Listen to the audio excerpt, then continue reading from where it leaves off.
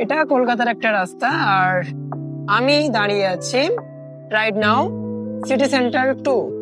তো এইখান দিয়ে এই যে রাস্তাটা দেখিয়ে এই যে গাড়ি যাচ্ছে, এটা থেকে আমি এটা বলার চেষ্টা করছিলাম বা বলতে চাইছিলাম যে মানুষের জীবন না এই গাড়িগুলোর মতো কত ব্যস্ত হয়ে গেছে, সবাই ছুটেই চলেছে, সবার তাড়া। এখানে যারা যারা যাচ্ছে সবারই তাড়া। দেখো গাড়িগুলো যেমন ছুটে চলেছে তেমনি মানুষগুলোও কিন্তু ছুটে চলেছে।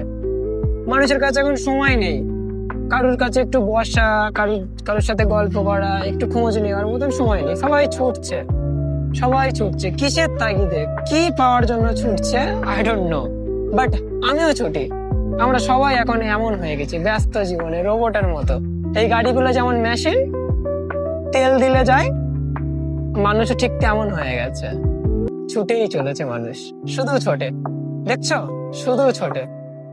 এখানে গাড়ির বিরাম নেই, মানুষেরও বিরাম নেই। মানুষ এখন আর বসে না, এখন আর থামে না।